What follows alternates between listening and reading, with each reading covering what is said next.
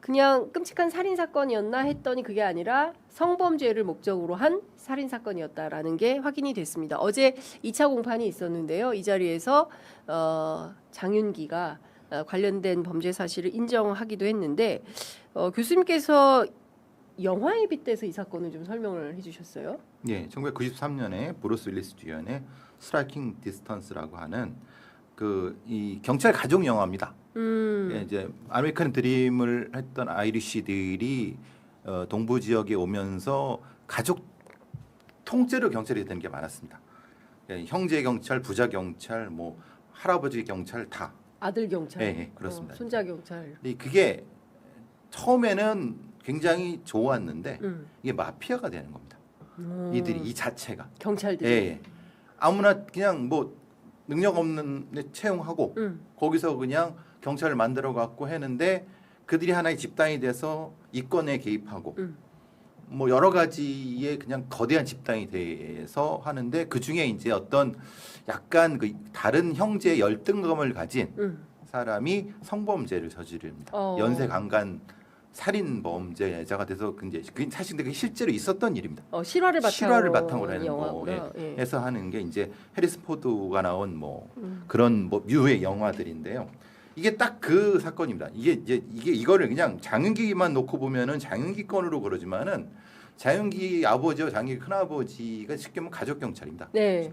플러스 소위 말하는 지역 토호입니다. 토호. 말하자면 우리가 말하면 지역의 경찰청의 구조는 이렇습니다.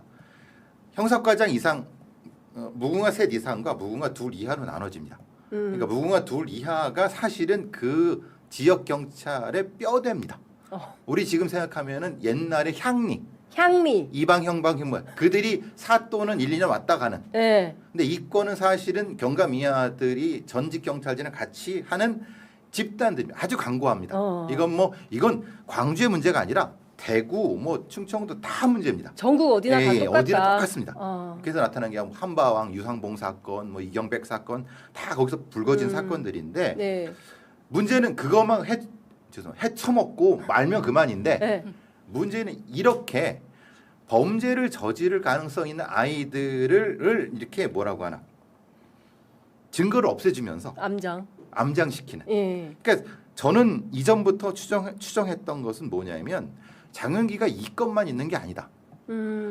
장윤기 아버지가 왜 갑자기 장윤기의 고등학교 때 핸드폰을 부랴부랴 4대나 없앴냐면은 실제로 예전부터 이 짓을 하고 다녔던 거예요. 그렇기 때문에 빠르게 그러니까 5월 5일 날 그것도 5월 5일이라고 하는 게 범죄를 저지른 게 0시 40 몇 분입니다. 네. 45분 정도 된데 그때쯤에 범죄를 저지른 차량은 장윤기가 아니라 장윤기 아버지 겁니다. 근데 장윤기 아버지가 누굽니까? 경찰이죠. 근데 그 경찰은 뭘 하고 있었냐면 그 공간에서 일을 하고 있었어요. 아버지가 근무 중에. 근데 코드 제로가 뜨잖아요. 근데 그 수배 차량이 자기 차네? 어머나. 황당하죠. 내 차가 왜 수배가 돼? 라고 하니까 우르르 하다 보니까 이제 그게 그 경찰들 광산서 서부서 다 난리가 난 겁니다.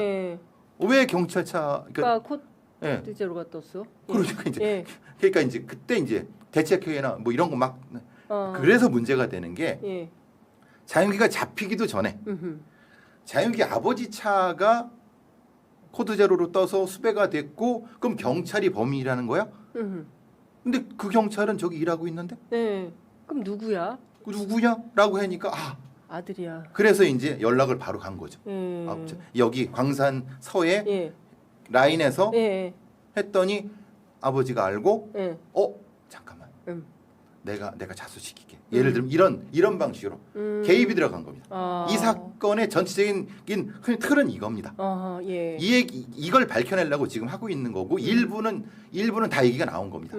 수시로 통화했다. 그때부터 알았다. 뭐 이런 것들입니다. 그러니까 뭐 지금 수사팀장이네, 광산서장이네, 광주경찰청장이네, 뭐 이런 소위 얘기하는 이제 개선 라인. 이 개선 라인에 관계된 모든 라인을 이제 장윤기 아버지가 소통을 하면서 사건을 암장하는데 그랬을 수 있다는 거죠. 의혹을 갖고 가지고 있다. 예. 왜냐하면 경감 하나가 관련된 건데 왜 경무관이라든가 이 라인들이 갑자기 움직입니까? 되게 이상하죠. 그러니까요. 근데 네. 지역 사회의 그 토호 구조를 보면 이해할 수 있습니다. 이게 잘못 건드리면 이게 굉장히 심각한 문제가 될 수 있으니까 빠르게 뭔가를 해야겠다는 생각하에서 벌어진 일이 지금 이 사건입니다. 네. 그러니까 장윤기의 범죄와는 별개로 장윤기는 원래 아동 성범죄자입니다. 네. 그러니까 뭐 여중생들 몰카를 찍고 또 베트남 여성에 대한 뭐 스토킹을 하고 스토킹 강간 예. 그 전날 강간 예. 침입 강간 네. 아예 그 저기 방에 가둬놓고 12시간 동안 강간을 했습니다. 그게 나쁜 놈입니다. 그리고 자기 그 자취방이라는 공간에서는 리얼돌 갖다 놓고 칼로 목과 칼 뭐. 도려냈습니다. 성기를 도려내는 그런 짓까지 한 놈입니다. 쉽게 말하면 그게 얼마나 나쁜. 그러니까 이 상황을 자기 아버지는 금방 안 겁니다. 이게 뭔지 이게 어떤 문제가 생길지를 금방 안 겁니다. 아, 자기 자식이 어떻게 될 네. 거라는 거를 그러고 이제 생각해 보니까 이 윤기가 이래서 그랬구나. 이전에 쭉 나온 겁니다. 그때부터 이제 생각을 했던 거죠. 이걸 어떻게 처리해야 될 것인가. 근데 그러면은 이 장윤기가 23살? 예. 되게 어린 친구인데 그 전에 경찰 시험 공부를 했습니다. 와, 저는 그 점이 제일 끔찍한 충격. 거예요. 그러니까 경찰 집안을 이어서 자기가 경찰이 가업이죠, 되겠다고 가업. 예. 가업을 이어서 경찰 시험 공부를 했다는 게 근데 그 집에서 아버지가 바로 움직인 거 보면 알다시피 낌새를 챘을 거 아닙니까? 그렇죠. 잘하면서라든지 고등학교 때 핸드폰을 왜 없앴겠냐고요. 음. 그런데도 경찰을 독려했다는 게 그게 너무 끔찍하고 만약에 경찰이 됐으면 얼마나 더 많은 피해자가 났을까? 그게 또 그러니까. 굉장히 끔찍해요. 그래서 이 사건은 그 관점에서 봐야 됩니다. 경찰 카르텔과 이 성범죄자와 그의 아버지를 위해서 왜 고위직들이 득달같이 달려들어갖고 이 사단을 만들어냈는가? 이 구조를 깨부숴야 되는 거죠. 정확히 비리를 찾아내고. 네. 그래서 지금 수사가 진행되고 있는 거. 그리고 성범죄 자체를 이렇게도 암장이 되는구나. 그 여태까지 많은 고 이채원 양 같은 사건들이 네. 그냥 묻혀지거나, 그러니까 성범죄로 공격을 했는데 송치나 수사 기소는 일반 사건으로, 폭력 사건으로. 그러면은 장윤기가 이번에는 이제 이렇게 됐는데 그러면 과거에도 이런 범죄 이력이 많이 있었던 청소년기에 예. 아마 보호 사건 처리로 했을 가능성에 대한 의심을 하는 거죠. 이른바 촉법 네, 그렇죠. 예, 촉법이긴 촉법이 아니라 이제 그 미성년 예, 관련된 고등학교 때 뭐, 예. 그러니까 굉장히 빠르게 움직였다고 하는 것은 네. 고등학교의 기록을 지우기 위해서 그거는 그 부분이 연관되는 부분과 연관을 시킬 수밖에 없는 겁니다. 네. 전 아까 하나 질문해도 돼요. 그러니까 지역 토호 세력 네. 경찰들이 조직적으로 나한테도 우리 가족도 이런 일 생길 수 있으니까라는 마음에 서로 돕는 거잖아요. 그렇죠. 사실은 푸마 씨처럼 그렇죠. 우리 조직원의 가족의 일이 생기면 나도 나중에 이런 일이 생기면은 도와주겠지라는 생각으로 서로 도왔을 거라고 생각하는데, 그렇죠. 근데 제가 서울, 경기 수도권 말고 지역에 있는 대학교 총장이 관련된 사건을 한 적이 있는데, 그러니까 우리가 피해자인 거죠. 그 피해자분이 서울까지 올라와서 변호사를 선임하시면서 했던 얘기가 지금 이 사건 보니까 딱 떠오르는데, 지역에서 내 사건 맡아주겠다는 변호사가 없어요. 어머나. 다 그 지역 그 국립대 나왔어요. 변호사들이. 예. 그리고 이 총장 사건이 어떻게 될지 어떻게 암장될지 몰라서 너무 불안해요. 어. 나는 서울 변호사 필요해요. 이렇게 얘기를 하시는 거예요. 예. 그러니까 제가 궁금한 게 이제 뭐 특정 지역이 아니라 지역에서 그 지역에서 계속 있던 경찰들이 있고 그 지역에서 계속 종신직으로 있는 어떤 고위직들이 있으면 이렇게 유착해서 실제로 수사 방향이 달라지거나 죄명을 축소하거나 없애지는 못하더라도 그런 일들이 왕왕 있을 수 있어요. 불과 작년에 전북 경찰청장이 목이 날아갔습니다. 그 사건이 지금 사건이랑 거의 비슷합니다. 전북청장이 네, 날라가. 전북청장. 그리고 그 전에는 예. 경북 어디가 또 예. 이게 거의 해마다 반복되는 일입니다. 근데 그게 무슨 일이냐? 어떤 중하위직들의 비리인데 갑자기 이게 윗선으로 올라가 갖고 옷을 벗거나 인사 조치가 돼 버려요. 그러면 또 하나 제가 사실 검사들은 2년에 한 번씩 전국을 도는 거 아시죠? 그렇죠. 판사들은 3년에 한 번씩 네. 전국을 돕니다. 그래서 제 동기들 지금 뭐 다 뭐 부장판사, 부장검사 하면서 그냥 가족들하고 생이별이에요. 한 번 대전 갔다가 한 번은 뭐 충주 갔다가 왔다 예. 갔다 합니다. 이게 순환을 시키는 이유 자체가 이런 것 때문이거든요. 그렇죠. 지역에 있다가 골프 치고 어쩌고 눌러 앉으면서 향판 10년, 되고 20년 막 예. 예. 그럼 봐줄 수 있으니까. 근데 경찰은 그런 시스템이 없어요? 그거는 다시 무궁화 3개부터 무궁화 2를 나눠버립니다. 네. 무궁화 2 이하는 거기서 퇴직까지 합니다. 순경부터 시작해 퇴직까지. 네. 계급 정리는 안 걸립니다. 그러니까 말하자면 거기서 예를 들면은 A 경찰서, B 경찰서를 계속 서로 돌고 도는 형태입니다. 네. 그러니까 위 경찰서장 그 위는 사실은 별 의미가 없습니다. 이 사람들은 그냥 밑에서 생각 결제하는 정도입니다. 네. 이 구조는 뭐 수십 년 된 겁니다. 그러니까 오히려 사실 검사도 비리가 많고 그렇지만은 예. 경찰에 대한 이 토 관련된 카르텔은 심각합니다. 그러면 지금 당장이라도 지금 우리가 이제 형사사법 시스템을 형소법 개정안을 앞두고 이제 이걸 바꿔야 되는데 차제의 경찰도 이런 범죄를 네. 암장시키지 못하도록 일종의 이제 순환보직이라도 이게 시켜야 되는 거 아니에요? 순환 보직을 한다고 하니까 응. 광주에 있는 어느 그 경감들이 들고 일어났습니다. 언제요? 한 달도 안 됩니다. 그거 저 기사 보시면 예, 예. 뭐 얘기입니다.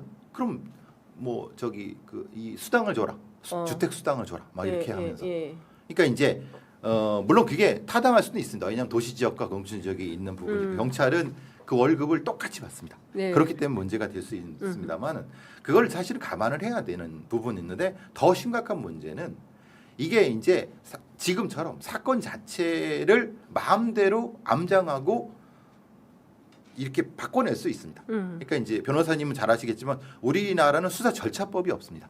네. 그러니까 그래서 계속 절차법에 대한 얘기가 나오고 있냐. 만들어야 됩니다. 이거 왜 없는 거예요? 그동안 형사소송법에 네. 군데군데 부과돼 섞여 있었고 예. 수사 절차만 모은 법이 없고 이게 다 거의 내규나 내규. 뭐 본인들 훈령, 규칙으로 돼 있고 훈령. 예. 외부에 잘 공개가 안 돼요. 안 되고 뭐 해도 뭐 공개해도 없다고 합니다. 그래서 어. 피해자들이 네. 도대체 내 사건을 어떤 절차로 하고 있어요? 적법하게 하고 있어요를 물어봐도 규정은 자기들만 갖고 있으니까 예. 잘 감시가 안 되는 거예요. 심각한 법원에서 문제네. 공개하라 그래도 공개 안 합니다. 왜냐? 내규인데 뭐. 우리 없는데 뭐 왜 그러세요? 그리고 뭐 우리 압수수색 할 거예요. 막 배 팅팅 튀깁니다. 실제로는 다 있으면서 이게 왜 뭐냐? 그래서 핵심적으로 이제 전문가분들 뭐 이제 민주당의 전현희 의원 같은 분들도 네네. 그런 얘기 말씀드리는 게 세 가지 법, 그러니까 절차법 중에 세 가지 법이 필요한 게 네. 증거 보관과 관리에 대한 법. 지금처럼 경감 따위가 증거를 지금 마음대로 했는데 어떤 처벌을 못 하는 거예요. 이게. 네. 그리고 오늘 이제 그 이채원 양, 고이채원 양 유가족들이 무슨 말씀하셨냐면 우리 딸아이의 그러니까 죽은 것도 억울한데 옷하고 신발을 함부로 갖다 버렸다는 거예요. 피해자의. 피해자의 예. 이거는 유품에 해당하는 그렇죠. 건데 그거를 함부로 버리면 어떻게 해야 될 규정이 없습니다. 그래서 그냥 부검하고 하다가 어떻게든 잃어버리고 그래도 어떤 처벌도 받지 않습니다. 되게 이상하시죠? 이게 아주 말이 돼요? 고인에 대한 예우를 갖춰서 해야 되는 그렇죠. 건데 그 옷도 지금 못 찾고 있고요. 예. 버렸다 그러고 경찰에서 신발도 그래. 그래서 신발도 버리고. 그래서 나오는 얘기가 시체 공시소. 그 말하자면 범죄 피해자의 시신과 관련된 부분을 국가가 공적으로 관리해서 온전히 유족한테 돌려주거나 네. 할 수 있는 그게 보통 모르그법이라고 합니다. 네. 그게 또 필요한 부분인 거고 그리고 또 하나는 이제 부검의법이라고 해서 예. 3대법이라 부검의법. 부검이들이 가는 감정이라고 하는 게 사실은 좀 들쑥날쑥합니다. 그래서 이제 문제가 많이 생기는데 요건 좀 부처적이라 봐도 그러니까 수사 절차법 여러 가지 중에 이 세 가지 법이 필요하고 거기에 가장 많이 주장하는 것이 그 부산 돌려차기 사건의 진주씨처럼 네. 자기 수사 기록이든 일정 정도 경찰의 수사 기록을 공개하는 거. 공개해서 일정 시간 지나면은 확인할 수 있게 되는 거예요. 네. 그러니까 자기가 피해자인데 자기가 어떤 피해를 당했는지를요 알 수가 없습니다 지금. 이거는 민주국가의 형사사법 시스템이라고 하기가 굉장히 어려운 그렇죠. 것 같은데요. 그래서 요번 법이 좀 바뀌어갖고 일부 공개한다고 했는데 예. 전면적 공개 물론 개인 정보는 빼고 네. 이게 계속 수사기관에서 감추려고 하는 겁니다. 왜냐 지금처럼 수사를 지들 마음대로 해놓고 예. 그냥 대충 틀렸으니까 조용히 없애고 그냥 우리는 송치했으니까 많은 거 이런 정도로 해갖고 네. 기록 자체를 보면 엉망입니다. 그러니까 이런 부분들 이게 전 이제 너무 동의해요. 네. 그러니까 지금 수사 기록 공개 부분 말씀하셨는데 네. 저는 사실은 정말 고인의 생각하면 너무 마음이 아프고 사실 이 사건 드러나서 너무 잘 됐다고 생각도 했어요. 그러니까 사실은 이렇게 죄명 바꾸고 축소돼 이 사건 사실 본질이 축소잖아요. 네. 그러니까 그냥 살인이면은 5년 이상 징역이나 무기나 예. 사형 가는 건데 강간 목적 살인으로 가면은 무기나 사형밖에 없기 때문에 예. 아버지가 그렇게 기를 쓰고서 축소하려고 한 거 아닙니까? 증거도 없어요. 예, 근데 이렇게 혹시라도 은폐되거나 축소됐던 것들도 많지 않을까? 우리가 모르는 피해자도 많지 않을까? 엄청나게 생각하는데 많겠죠. 엄청나게 수사 기록 면에서요. 예. 이게 왜 그렇게 피해자한테 공개가 안 되냐면 이걸 어떤 관점에서 보냐면 수사 기록이라는 게 범죄자가 무슨 전과가 있고 어떻게 해가지고 동기가 뭐고 어떠한 가정사가 있고 이런 게 막 담기잖아요. 네. 이걸 범죄자의 개인 정보로 보는 거예요. 관점을. 어머나. 그래서 피해자한테마저도 예. 아주 일부 당신이 어떤 피해를 신고했다 내가 신고한 것만 복사해 주는 지경이에요. 그렇죠. 그걸 그래서- 개인 정보 아니, 보호로 생각하는 겁니다. 네. 범죄자의. 범죄자의 네. 개인 정보 보호로 아니 생각하는 범죄자의 개인 정보가 중요합니까? 피해자의 개인 정보가 그러니까 중요합니까? 범죄자가 범죄를 한 행위를 예. 개인 정보로 보는 겁니다. 이 사실적세 명예훼손죄 그때 어. 박주민 의원 나와서 예, 얘기했던 거랑 예, 똑같은 예. 거예요. 똑같 맥락이 이 그렇습니다. 사람이 범죄자인데 무슨 범죄를 했어요라는 거 온라인에 올리잖아요. 사실적시 명예훼손죄입니다. 그런 범죄를 했다는 그 자체가 명예훼손이기 때문에. 그러니까 미국 같은 경우는 아예 이 전체 기록을 다 공개를 하고 문제가 생기면 민사로 해결하라고 합니다. 네. 그리고 그 내용의 부분은 미국의 대법원도 상당히 이 범죄 피해자 쪽을 많이 예. 해주거든요. 그러니까, 예. 그러니까 이런 방식으로 뭔가 균형이 잡혀가야 되는데 예. 지금은 완전히 범죄자 편인 겁니다. 좀 납득하기가 어려운데 다른 거 다 떠나서 그 입으로는 전부 나와서 피해자 인권 보호를 이야기하고 검사도 경찰도 다 마찬가지잖아요. 그런데 법과 제도와 시스템은 피해자가 아니라 범죄자 중심적으로 그렇죠. 예. 되어 있으면 이 이율 배반을 어떻게 해결할 거냐는 겁니다. 그게 지금 이제 조금 이 사건을 축소하는 데서는 제일 답답한 상황이 이겁니다. 수사팀이 뭔가 수사를 했는데 네. 형사과장이나 서장은 그냥 약간 그냥 결재기 같은 겁니다. 음. 모릅니다. 수사 내용도 모르고 오히려 네. 거꾸로 이제 어떤 지침을 내려주는 거죠. 지금 이것처럼. 그러니까 제대로 수사하려고 하는 수사팀이나 이런이 방황하는 겁니다. 갈팡질팡하는 겁니다. 네. 그러니까 실제로 이 강유기 사건의 수사 팀원들은 뭔가를 하려고 했는데 위에서 이거 아니잖아. 그리고 광주청의 프로파일러도 이건 강간 사건, 살인 사건이 맞다고 보고서를 내는데 묵살해 버리고. 그러니까 소위 말하는 늘 이제 그 민주당에서도 말씀하신 네. 것처럼 수사 경찰과 행정 경찰의 분리. 그러니까 수사 경찰을 행정 경찰이 통제 못하게 하는 것. 예. 사실 이건 검찰도 마찬가지죠. 수사하는 쪽과 이거를 정치적으로 이용한 쪽을 분리시키는 해야 되는 작업인 거죠. 예. 똑같습니다. 경찰도 예. 수사하는 수사 인력을 예. 함부로 개인 못하게. 단 이것이 일정 수준의 어떤 것을 넘었을 때 네. 객관적인 어떤 걸 통해서 통제할 수 있는 예. 이게 지금 안 되기 때문에 계속 갈팡질팡하는 겁니다. 지금 상황도. 네. 야, 그러니까 지금 근데 이런 생각은 좀 듭니다. 그러니까 한편으로는 이 젊은 친구가 왜 이렇게 끔찍한 범죄를 하게 된 건가? 그리고 이 청년의 이 장윤기라는 범죄자의 이제 행각을 부모가 알고 있었다면 이게 좀 뭔가 필요한 거 아니었나? 이렇게 범죄를 계속 저지르고 다니게 해야 되나? 그리고 이런 사람이 예비 경찰로서의 준비를 하고 있었다는 게 그러면 또 다른 범죄가 생기는 거 아니야? 라는 생각도 드는 거 아니겠어요? 제일 이 사건을 취재했던 기자분들이 놀랐던 거는 네. 그 장윤기의 자취방이라는 데를 이제 그 압수수색 뭐 하여튼 그 가봤는데 네. 생활 반응이 없다는 거예요. 자취방에. 네. 그러니까 거기에 먹고 잔 그런 게 없는 거예요. 어. 네. 왜냐하면 그 앞에 마트가 있는데 마트의 주인이 예. 장윤기를 본 적이 없다는 거예요. 근데 거기는 거기서 사지 않으면 살 수 없는데. 그리고 주변 사람들도 뭐 원룸이니까 예. 사실 얼굴도 알고 뭐 거기에 뭐 하는 걸 대충은 알아야 되는데 예, 예. 거기 누가 사는지도 몰랐다는 거예요. 그런데 유일하게 남아 있는 건 리얼돌이에요. 그럼 거기서 뭐 했다는 거? 예. 그러니까 실제로 거기는 일종의 범죄 공간 같은 거예요. 장윤기의 주거 공간이 아니라 장윤기의 범죄 뭐라 해야 돼? 범죄 실행 공간? 예, 그런 거죠. 예. 연습 공간 같은 거죠. 그러니까 그러니까 그거를 분명히 경력이 굉장히 이렇게 표현합니다. 그 장윤기 아버지는 지능팀장도 했고 베테랑이라고 해야 합니다. 그 베테랑 수사관이었는데 그걸 몰랐겠냐 이 말입니다. 자기 아들의 그런 범죄 사실을 그런데 본인은 그냥 나랑 윤기 사이 안 좋아요. 몰랐어요. 번호도 박경감 팀장한테 받아서 갔어요. 전 그건 사실이 아니라고. 말이 안 된다. 부모 자식 간에. 그러고 부모 자식 문제가 아니라 장윤기의 행태 자체가 계속 범죄 저지러 왔잖아요. 사이코패스라고도 봐야 돼. 근데 사이코패스가 이제 왜 문제가 되냐면 사이코패스를 검사를 어떻게 하는지 장경감은 알고 있어요. 그러니까 이거를 오염시켰을 가능성이 높다는 겁니다.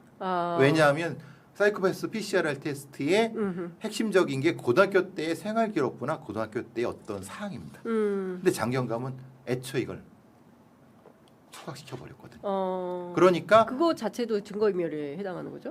그래 처벌받진 않죠. 원형 본인은 아버지니까. 아버지니까. 그러니까 그거를 거기서 나온 PCR 테스트가 이 장윤기는 사이코패스가 아니라고 나왔는데 지금 시점에서는 전 신뢰를 못하겠다. 근데 이제 수사를 해본 이제 그 전직 검사 이제 서지영 검사 같은 경우에는 이제 칼을 찌르는데 걸리는 시간이 한 10초 정도밖에 안 되기 때문에 그것만 가지고 간간히 입증할 수 있겠냐. 물론 이제 자백을 했기 때문에 입증이 그렇죠. 된 건데 근데 그렇지 않다면 이거 입증이 쉽지 않을 거다라는 분석을 했었거든요. 변호사분들도 그렇게 말씀하신 분들도 계십니다. 그리고 검사님도 그런 말씀하셨는데 칼 문제가 아니라 요 행위 그렇습니다. 지금 나온 거는 이 뒤로 이걸 했을 때 질식강간의 행태를 띈 것 때문에 그렇습니다. 그러니까 서지원 검사님은 아직 그거는 모르시고 있기 때문에 이 뒤로 이걸 해서 질식시켜서 질식강간 이렇게 질식시킨 다음에 그러니까 우리가 보통 이제 초크 건다고 막 그런 이렇게 해서 끌고 가서 계속 그 행위를 하는데 그 행위를 뿌리치우고 그 다음에 공격했기 때문에 그래서 이제 두 가지가 나눠지는 거죠. 그러니까 광주지검에서는 요걸 먼저 본 겁니다. 질식하려고 했던 어떤 본인의 행동. 그렇게 찌른 거 그 다음에 문제고. 그러니까 이 친구는 그러면 이게 뭐랄까 그 생활화됐다고 해야 되나? 범죄의 생활화? 범죄가 몸에 밴 거죠. 그러니까, 끔찍하네요 정말. 근데 그 수많은 이런 사건들을 또 형사 사건들을 많이 특히 이제 피해자 변론을 많이 하시는 변호사님 보시기에도 이 장윤기 사건은 어느 정도나 끔찍한 해당한다고 봐야 돼요. 그러니까 이제 최근에 뭐 제가 본 사건 중에서 가장 악랄하다고 할까요? 정말 약간 믿기 힘들 정도고, 그러니까 이게 지금 이 직전에도 그 외국인 분에 대해서 성범죄를 하고 그분을 스토킹하다시피 계속해서 그분을 해치려고 돌아다니다가 그러다가 지금 이 피해자분을 발견을 하고 또 쫓아가서 했다는 거잖아요. 그러니까 본인이 지금 전략을 바꾼 걸 보면 갑자기 자백을 하고 뭐 뒷생각 없이 무책임한 생각으로 피해자를 해쳤다 이렇게 반성문도 썼다고 나와 있잖아요. 근데 그럴 수가 없지 않습니까? 누가 봐도 준비한 거고 타의도 발견되고 뭐 이걸 보면 지금 본인은 원래는 강간 목적 살인의 의도였다가 그냥 살인으로 죄명을 변경하려고 시도를 했었고 아버지에 의해서 그게 실패를 하니까 지금은 계획 범죄라도 벗어나 보자.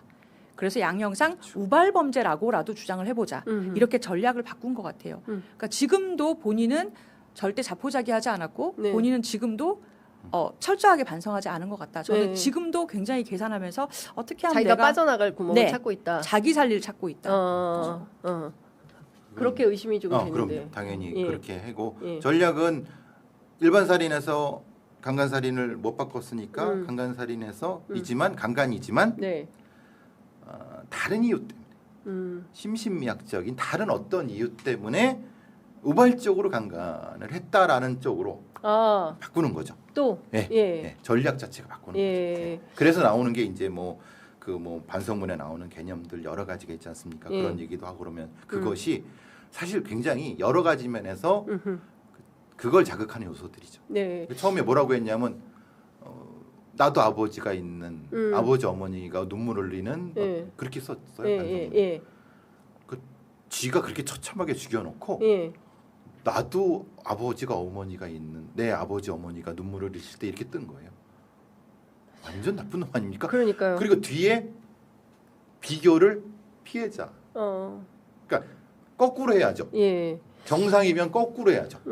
피해자 가족부터. 그러면 혹시 해야죠. 이 반성문도 좀 그 뭐 큰아버지가 됐든 뭐 아버지가 됐든 경찰 출신 또는 뭐 변호인의 조력을 받아서 이렇게 작성됐을 그러니까 본인의 진심이 담긴 반성문이라기보다는 저는 진심이 안 담겼다고. 예. 왜냐하면 그 어순과 그 내용 속에 네. 본인의 동기는 하나도 없습니다.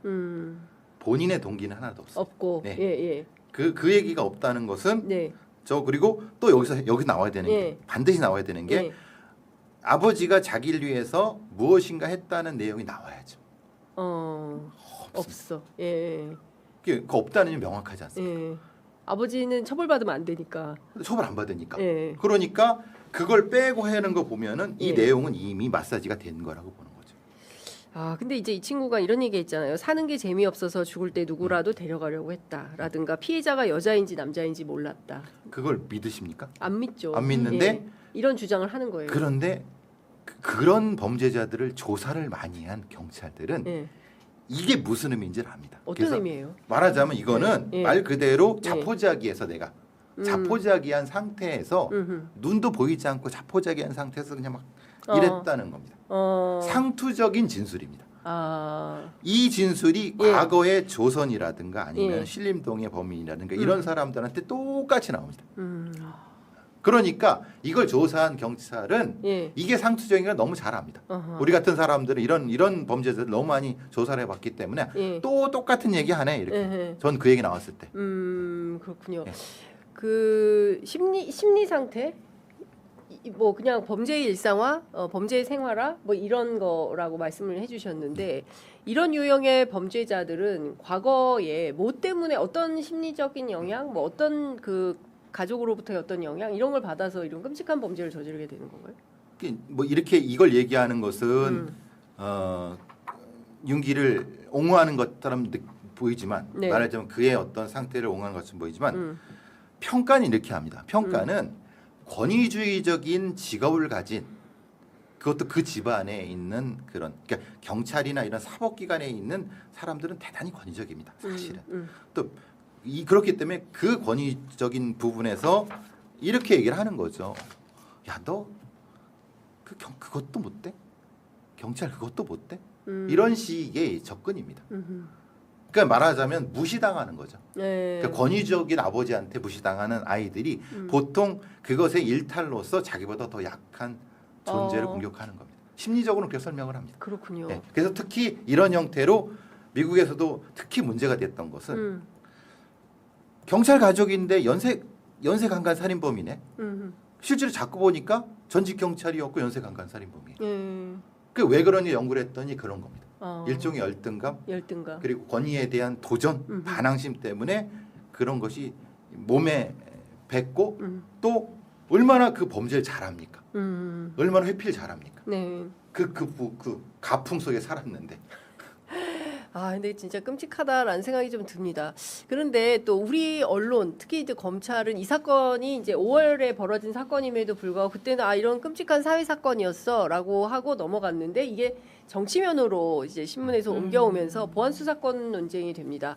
검찰이 보안 수사를 했기 때문에 이 끔찍한 범죄가 드러날 수 있었던 거야. 만약에 검찰이 보안 수사를 하지 않았다면 이 사건은 암장됐어. 그러니 검찰에 보안 수사권을 줘서 이런 사건들이 암장되지 않도록 해야 돼. 근데 그러면서 여러 언론들이 쏟아지고 있습니다. 그러니까 수많은 그 형사 사건들이 나오면서 뭐 이런 거죠. 경향신문 단독 보도인데 아버지한테 수면제 먹인 뒤에 스마트폰을 훔쳐서 비대면 대출로 수천만 원을 챙긴 남매가 있는데 이것도 검찰의 보안 수사로 덜미가 잡혔다. 이제 이런 등등의 보도가 나오는 겁니다.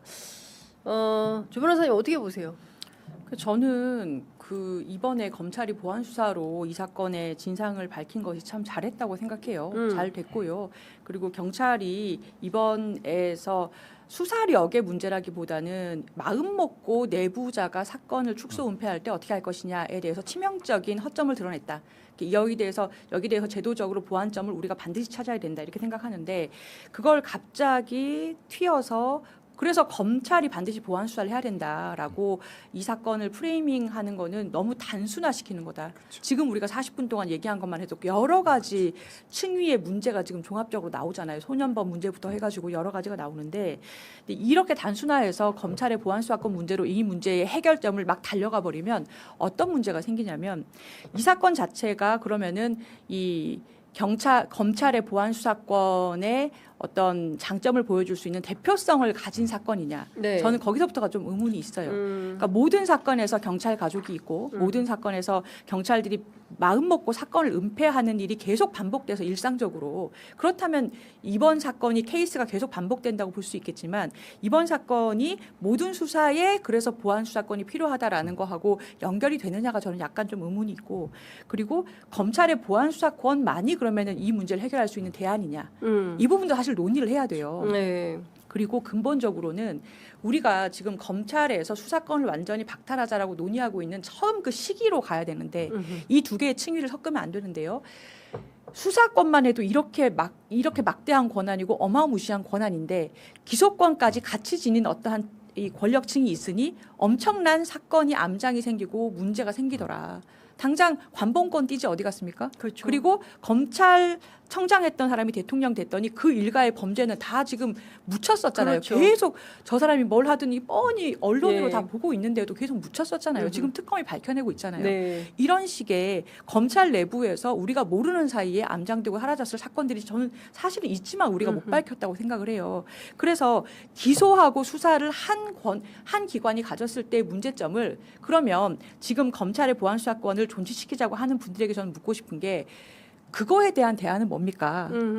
기소권을 가진 주체가 수사까지 했을 때 생기는 문제점을 계속 봐왔는데요. 그래서 우리가 이걸 분리하자고 해서 여기까지 왔는데 그럼 다시 거기에 수사권을 주자고 했을 경우에 기소권을 가진 자들이 보안 수사를 하면서 생기는 그 부작용들을 어떻게 그러면은 보완하고 막을 수 있는가? 그 문제에 대해서도 같이 얘기를 해야 사실 이 논의가 완성이 되는 거예요. 그렇습니다. 이게 조수진 변호사님 말씀이 뒷부분부터 설명을 네. 드리면은 수사 기소가 붙었을 때의 대안은 사실은 마땅치가 않습니다. 그러니까 말하자면 붙었을 때 네. 그것을 극복할 수 있는. 근데 지금 형태 경찰에 의해서 부실 수사나 왜곡 수사를 했을 때의 어떤 이걸 필터링하는 방법들은 몇 가지가 있을 수 있습니다. 왜냐하면 지금 나타나는 게 이겁니다. 형사과장이나 서장이나 이 전문가들이 이걸 못 걸러냅니다. 네. 왜냐하면 그 위수로 올라갈 때 수사 경찰이 아닙니다. 그러니까 승진은 수사 경찰한테 우선권을 주지 않습니다. 그러니까 하위직은 수사를 열심히 했는데 네. 상위직은 이걸 몰라. 그러니까 애매한데 이러니까 이게 문제가 생겨요. 그러니까 행정경찰, 수사경찰에 대한 분리와 전문화가 안 된 상태니까 이것이 부실이라든 이걸 밑에서 알아서 헤쳐먹는 겁니다. 이게 첫 번째. 그러니까 네. 이거를 바꾸려고 하면 진급이나 윗단계를 이걸 전문가로 바꿔서 필터링할 수 있는 구조를 한 단계 혹은 두 단계를 만들어내서 한번 결과를 보자. 그러면 상당히 많이 부실 수사가 걸러질 수 있다. 예. 물론 다는 못합니다. 예. 그리고 또 하나는 여기서 수사 기록 부분에서의 공개를 통해서도 분명히 할 수 있다. 그러니까 여러 가지 대안이 있을 수 있다는 겁니다. 네네네. 근데 검찰의 수사 기소가 붙었을 때에 벌어지는 그 엄청난 거는 그 사실 하기가 애매한 부분이 있다는 거예요. 그러니까 같은 가치를 놓고 봤을 때 네. 지금 우리가 가려고 하는 길은 명확히 맞는 겁니다. 수사 기소의 분리는 맞다는 예, 거죠. 예, 예. 근데 지금 와서 이것을 뒤로 돌리자 이건 안 된다는 겁니다. 지금의 시점에서 경찰의 부실 조작을 필터링할 수 있고 경찰을 전문화시켜서 뭔가 이들을 탄탄하게 해서 정의로운 경찰을 만드는 것도 같이 가야 되는 거죠. 핵심이죠. 그럼 보안 사건을 줘서 검찰한테 가버리면은 네. 영원히 경찰은 바보 경찰이 되는 겁니다. 항상 못하는 경찰이 될 수밖에 없는 거죠. 왜? 어차피 보완해주는 검찰이 있는데 왜 여기서 전문성을 높입니까? 그러니까 이 부분에 대한 얘기가 안 나오는 겁니다. 네. 그걸 먼저 나오고 해야 되는 거죠. 핵심은 경찰의 수사가 전문화되고 행정적 수사권이 분리되면서 필터링이 되고 그거에 아주 일부가 문제가 있을 때 이거를 보안수사 요구든 아니면 다른 다원에서의 필터링이든 네. 그렇게 생각해야 되는데 이건 생각하지 않고 보안수사권 줘야지 그래. 이렇게 얘기하는 거는 선호가 바뀌었다는 거예요. 제 말씀. 수사실명제를 하자 이런 것도 대안으로 검토됐다는데 워낙 수사 현장에 계셨으니까. 근데 이겁니다.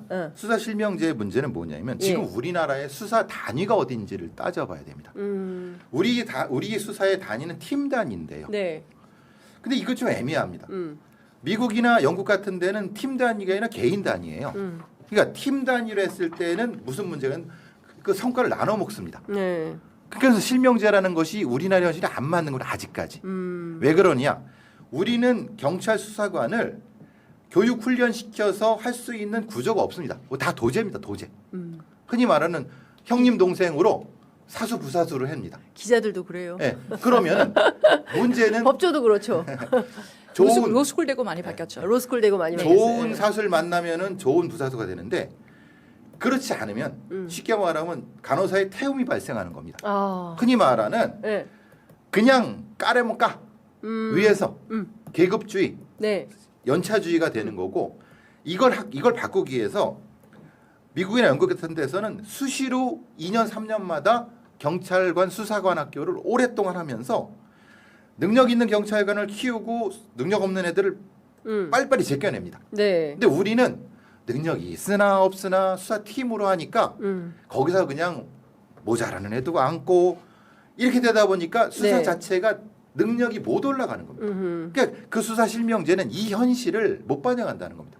이 얘기를 다 해야 되는데 못하고 수사 실명제를 하니까 자기 실명을 하면은 검사처럼 어떻게 이렇게 못할 수 있어라고 하는데 가라로 치죠 당연히. 죄송합니다.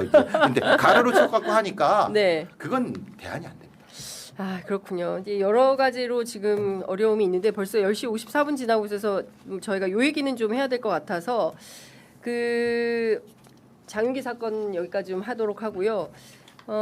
어제 그래도 속 시원한 판결이 또 있었습니다. 이제 예. 이진관 판사가 여론조사 무상 여론조사와 사건과 관련해 가지고 내란 속의 윤석열에 대해서 징역 2년 그리고 공범에 해당하는 명태균 씨에 대해서 징역 1년 6월 이렇게 선고를 했습니다.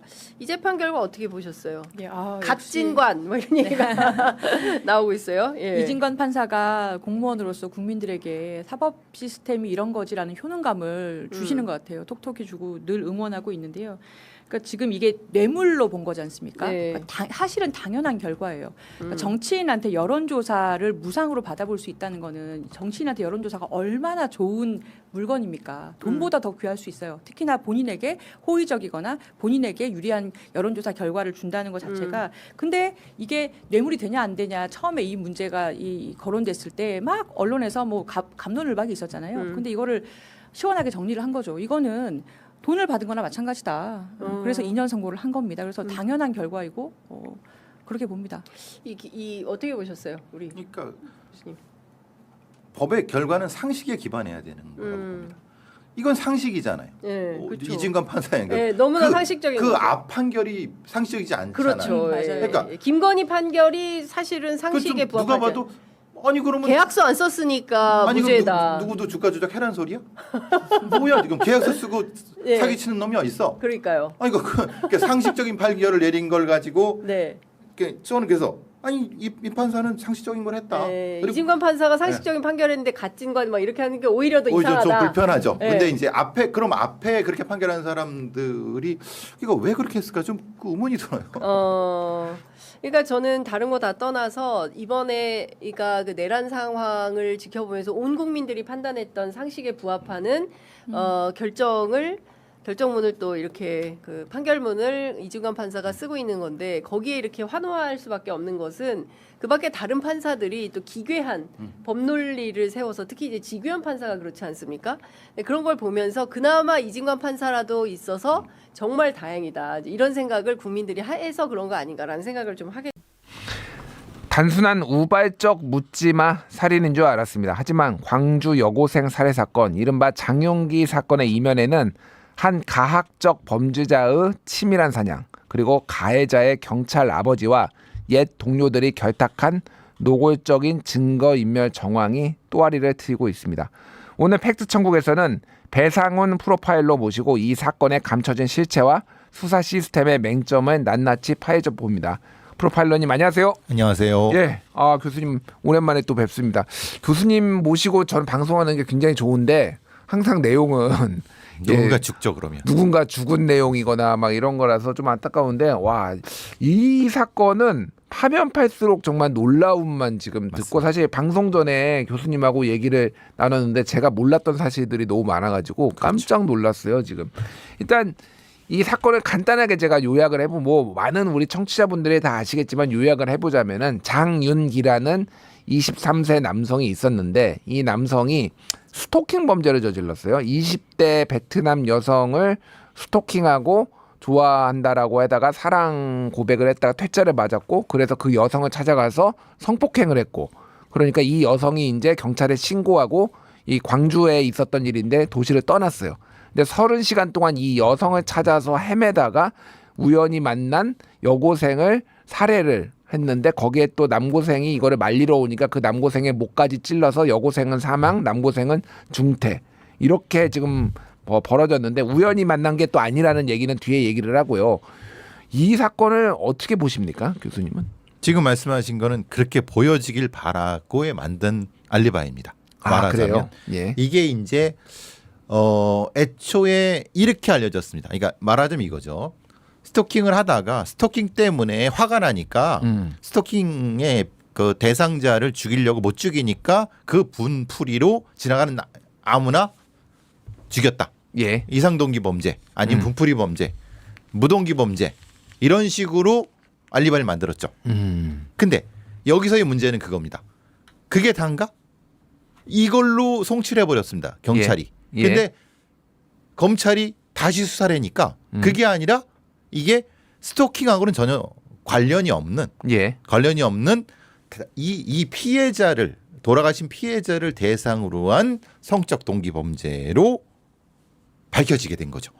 그러니까 이거는 앞에 얘기한 베트남 여성과 관련된 스토킹은 사실은 일종의 이 본질적인 범죄를 감추기 위해서 누군가 조작해낸 어떤 상황이고 예. 실제 범죄의 본류는 그것이 아니라 장윤기가 사실은 지금 거주지라고 알려진 공간에 일하고 하는 데가 사실은 거주지가 아니라 예를 들면 뭐 범죄 아지트로서 존재하는 데서 수시로 오랫동안 범죄를 했었는데 예. 그 범죄 중에 하나가 소위 말하는 트래퍼. 그러니까 지나가는 여성을 더슬러 갖고 성적 공격을 하는 어떤 짓거리를 계속 해왔는데 그것이 결과적으로 살인으로 연결된 그게 본질이고 어쩌다가 우발적으로 스토킹을 하게 된 것은 그게 격가지입니다.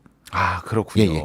그러니까 일단 그 여고생을 살해한 게 우발적 범죄로 처음에 알려졌지만 우발적 범죄가 아니라 이거 자체가 계획 범죄였고 그 그렇죠. 여고생을 원래는 납치해서 그래서 성폭행을 하려고 했던 게 지금 본류다. 이렇게 봐야 되는 건가요? 납치해서 이게 이제 소위 저희들은 이제 질식강간이라고 하는데요. 예. 그 케이블 타이가 쓰이는 용도가 범죄적으로 질식강간이라는 겁니다. 그러니까 그 질식강간을 하기 위한 도구입니다. 케이블 타이가 장윤기의 차량에서 발견이 됐어요. 예. 정확히 말하면 그 차량은 장윤기 아버지 차량입니다. 아버지 차량. 아버지 차량에서 놓인 50cm의 케이블 타이는 질식강간 용도로 쓰이는 범죄 도구입니다. 예. 그러니까 그걸 가지고 납치해서 그 공간을 가져가서 그 짓을 하려고 했는데 중간에 이루지 못하니까 살해를 한 거죠. 그러니까 제가 궁금한 게 그 장윤기가 지금 자취를 했잖아요. 예. 여기 공간에서 한 2년 정도 예. 살았다라고 알려져 있는데 제가 교수님께 듣고 깜짝 놀랐는데 여기에 자취의 흔적이 없다면서요. 예. 처음에 그 공간을 가본 기자들이나 예. 그 현지의 기자나 언론인들이 깜짝 놀랐다는 겁니다. 왜냐? 갔더니 리얼돌 이 병도밖에 없고 소위 말하는 이 전자 것도 없이 여기 사는 게 맞아? 라는 의문이 일단 들었고요. 그러니까 뭐 소위 말해서 밥을 해 먹고 뭐 생활을 그런, 하고 이런 흔적이 아무것도 없다. 없고 주변에 있는 마트의 주인한테 물어봤더니 장윤기를 모른대요. 그러니까 거기밖에 없는 거예요, 마트가. 그러니까 그런 걸 사질 않았다는 거예요. 예. 그러면 거기는 뭐죠? 그러니까 먹고 자지도 않은 공간이에요. 아. 잘 보시면 아시겠지만 장윤기가 범죄를 저지르고 예. 그 공간에 가서 쉬지 않았어요. 어디서 쉬었냐면 빨래방이나 가서 쉬었죠. 그럼 거긴 뭐죠? 그러니까 이거는 애초에 범죄의 성격 자체가 잘못 설정된 거고 잘못 성격되게 누군가 유도한 겁니다. 그 얘기인즉슨 그러면은 자취방 뭐 자취방이라고 예. 부르겠습니다. 일단 거기가 지금 2년 정도 예. 임대를 해서 지금 있었다는 그러면은 이 사건뿐만 아니라 그 앞단에 2년 동안 다른 사건이 있었을 가능성도 배제할 수가 없는 예. 거네요. 그리고 그 공간 자체가 우리가 상당히 장윤기 아버지랑 멀 거라고 생각하지만은 예. 실제로 광산경찰서 경계와 그 다른 경찰서 경계 사이에 6차선 도로가 경계입니다. 거기에 범죄가 벌어진 6차선에 광산경찰서 쪽에서 예. 화물차가 있었고 화물차 뒤에 장윤기가 범죄를 저지른 차가 있었고 피해자가 거기서 공격을 당했는데 그 반대쪽에는 실제로는 이 장윤기의 그 범죄 공간인 거죠. 그 범죄 현장하고 장윤기 자취방하고 얼마 거리가 700m. 700m. 네, 거주지. 아 그러면은 거긴 다 그냥 그 공간인 거예요. 예. 그래서 우리가 보통 15분 동안 뭐 추적도 쫓아다녔다, 뭐 미친 듯이 뭐 아무나 뭐 이렇게 했다. 아닙니다. 이거는 이 애초에 설정된 그냥 묻지마 범죄 혹은 이상동기 범죄로 감추기 위한 일종의 누군가의 장난질입니다. 그렇군요. 네.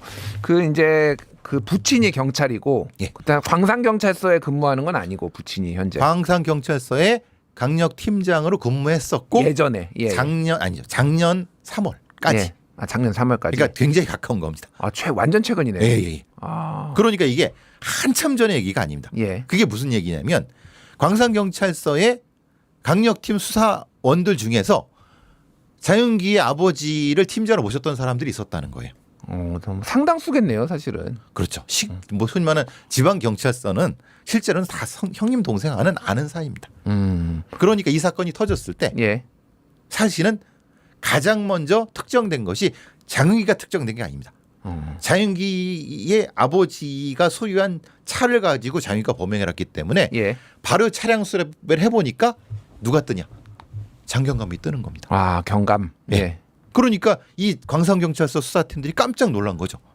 아니 왜 이게 장경감이 떠? 라고 하는 거예요. 그러니까 바로 소위 말하는 광산경찰서 서장, 소 이른바 뭐 대책회의든 무슨 수사회의든 바로 그 급박한 때 그 회의를 한 이유가 그겁니다. 아, 그렇군요. 네. 그래서 지금 이 수사팀들이 광산경찰서 수사팀들이 이 장윤기 아버지한테 이 자취방 예. 이 여기를 비밀번호로 알려줬고 그래서 장윤기 아버지 장경감이 가가지고 뭐 지금 증거를 인멸했다는 의혹을 받고 리얼돌이 거기에 이제 인형 성인 크기의 인형이 있는데 두 개가 있는데 그거를 다 해체해 버렸는데 거기에 목 조른 흔적이 뭐 있었다면서요? 목 조른 게 아니라 칼로 목을 찌른. 칼로 목을 찌른. 그리고 다른 한 개는 가슴을 도려는.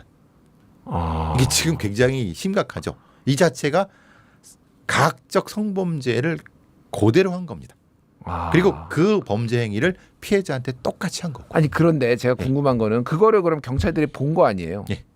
봤는데 무시한 거죠. 그거를 일단은 증거품으로 보는 순간 증거품으로 이제 경찰서에 가져가야 되는 거 아니에요? 가져가야 되는데 예. 그 전에 무슨 일이 있었습니까? 5월 5일 날 그 당일 날 예. 회의건 뭐 대책회의건 있었고 그 장경감이 연루돼 있다는 걸 알았잖아요. 예. 그리고 이틀 뒤에 압수수색을 했어요. 연관이 없을까요? 연관이 없을까요? 그러니까 이게 문제라는 겁니다. 그러니까 지금 그러면은 거기에 뭐 이렇게 칼 자국이 리얼돌에 있었다라는 거는 지금 증거는 없고 그거를 본 사람만 있는 거죠. 아니죠. 그러니까. 찍은 게 있죠. 사진으로. 동영상으로 찍은 것이 2장 정도. 그러니까 짧은 게 있고 사진 2개 있고. 아. 그리고 그것만 있고 그것도 보내지 않은 거고. 예. 가지고만 있었던 그러다 거고. 나중에 보낸 거고. 그리고 그거를 장경감이 지금 못 찾았습니다. 예. 아주 너무나도 잘게 쪼개서 없앴다고 뿌려버렸기 때문에. 예. 그리고 나머지 그 외에 다른 증거들도 어떤 증거가 있는지 모릅니다. 그 장윤기 아버지가 장윤기가 사용했던 과거 휴대전화도 4대인가? 근데 피처폰이라고 이제 스마트폰이 아니라 옛날 폰까지 다 불태웠다라는. 고등학교 때 사용했던 피처폰, 장윤기의 피처폰 하나. 장윤기 그 피처폰으로 다른 가족과 연락했던 3개. 예. 도 완전히 태웠습니다. 포렌식이 안 됩니다. 그러니까 고등학교 때도 뭔 일이 있었던 거는 명확한 거죠. 그 증거도 장경감이 인멸을 한 거고. 그리고 그 SUV 자기 차에 예. 블랙박스의 SD카드도 자기인지 박경감인지, 그러니까 수사팀이 한 건지 어쨌든 그 SD카드도 어딘지 모릅니다. 그러니까 당연히 장경감이 없앴겠죠. 전 진짜 약간 소름 돋아요 지금. 이게 소설보다 아니, 소설 같은, 더 소설 같은. 아니, 저도 이제 기사로 다 읽어보긴 했는데 교수님이 또 그 디테일들을 하나씩 말씀해 주시니까 굉장히 소름이 돋는데, 장윤기 아버지도 경찰, 예. 장윤기 큰아버지, 그러니까 아버지의 형이죠. 예. 거기도 경찰. 예. 가족 그리고 경찰이죠. 장윤기도 경찰이 되려고 공부했다면서요. 예, 가정 경찰 준비를 했고 아마 요 사건이 없었으면 경찰이 됐을 겁니다. 와, 심각하죠. 장윤기가 경찰이 돼서 그러면은 예. 이 동네에서 똑같이 장윤기 아버지의 가업을 이었겠죠. 이 가업인 건가요? 이게? 가업이죠. 예.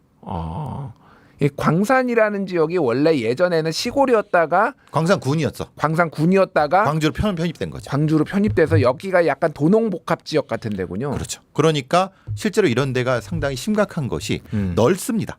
예. 그리고 뜬금없이 첨단지구 뭐 이런 데에서 신도시 같은 아파트가 뚝 올라와 있습니다. 그리고 또 논밭입니다. 예. 이게 이런 데가 사실은 소위 말하는 우리가 말한 전통적인 유대감이 없기 때문에 범죄의 위율이라든가 위험도가 굉장히 높습니다. 특히 지금 이 범죄가 벌어진 이 공간이 특히 보호해줄 공간이 없는 거죠. 그런데 이 여학생이 이렇게 혼자 이렇게 해서 안타까운 부분이 그런 공간들이 많습니다. 제가 광산구에서 일을 해봐서 압니다. 그 일을 해보셨어요? 다른 일 때문에 예. 언더커버로 일했던 적이 있었기 때문에 너무 잘 알죠. 예. 근데 저는 궁금한 게 이게 안 걸릴 거라고 생각을 한 건가요? 지금 이런 증거 인멸들이나 이 경찰들도 이게 걸리면은 이게 뭐 다 본인들 다 구속됐잖아요. 지금 수사팀장부터 해가지고 지금. 아닙니다. 그냥 결론적으로 그래서 그런 거지. 예. 말하자면 광주지검의 그 부장검사 그분이 예.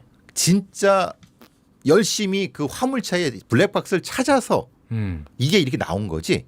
만약에 그 화물차에 블랙박스가 안 나왔다면 여기가 안 나옵니다. 그래요? 안 나올 수가 없습니다. 지금 그것 때문에 다 이들이 실토를 하게 된 겁니다. 그러니까 말하자면 리얼돌부터 이런 게 다 실토된 거지. 예. 그게 그렇게 안 됐다고 하면은 이거는 안 나왔을 가능성도 있습니다. 여기까지 안 나오고 그냥 일반 살인 사건으로 처리됐을 가능성이 훨씬 높습니다. 많은 변호사분들도 이렇게 말씀하십니다. 왜냐?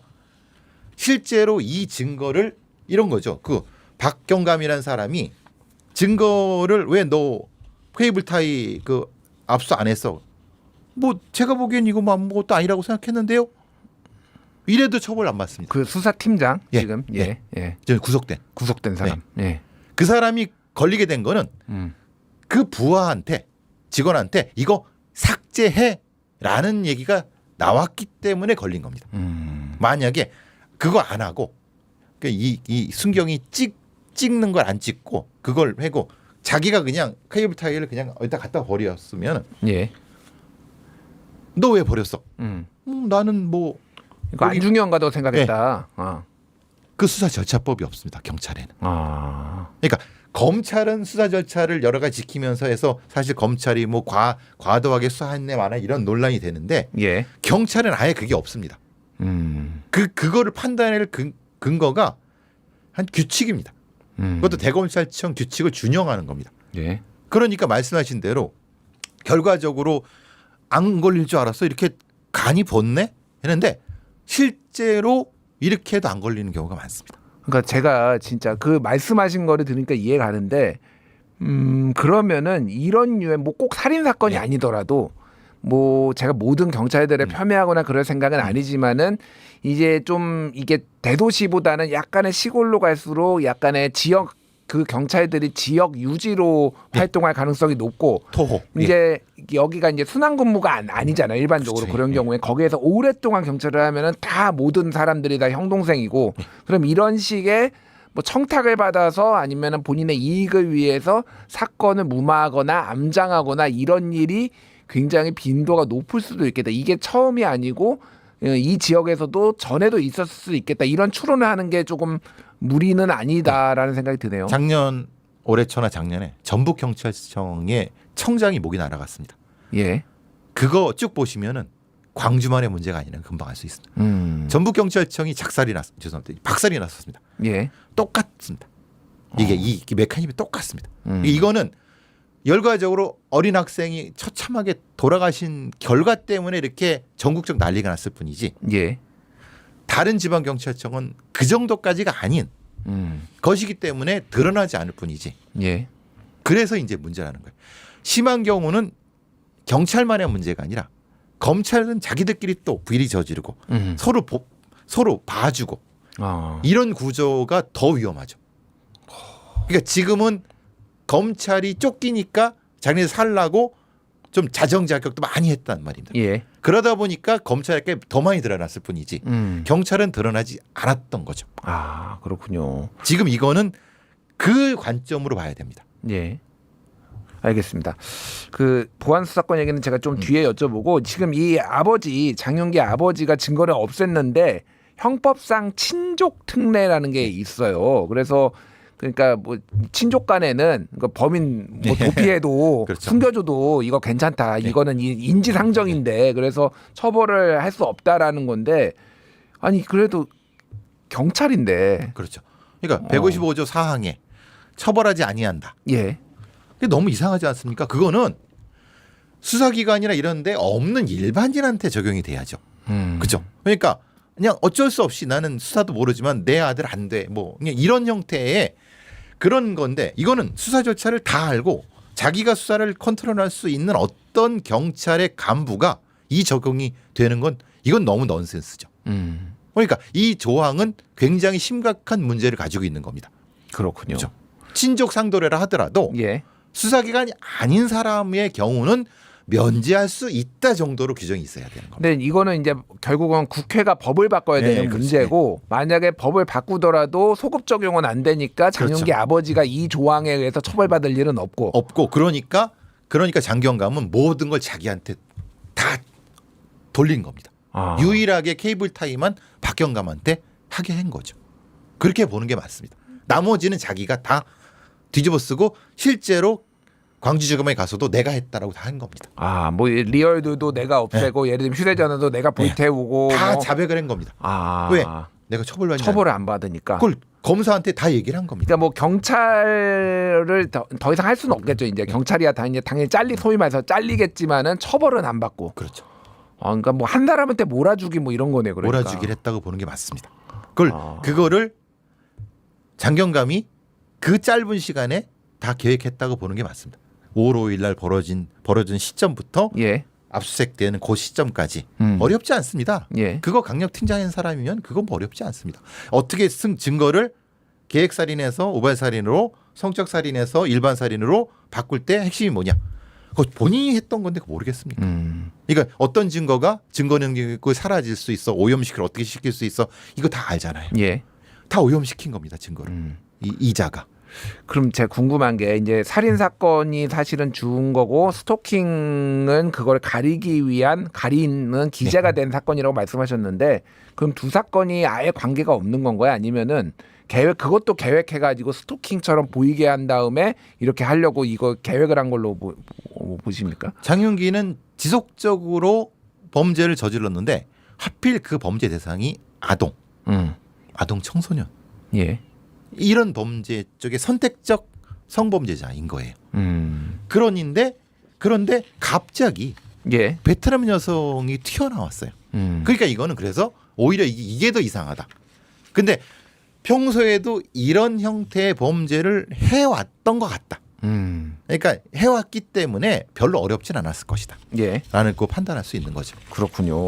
그 장윤기가 그 얼굴을 가리지 않았어요. 사실 이제 마스크를 쓸 수 있는지 여부는 본인이 판단해서 요청하면 쓸 수 있는데 얼굴을 가리지 않고 저렇게 나온 이유는 뭘로 봐야 되나요?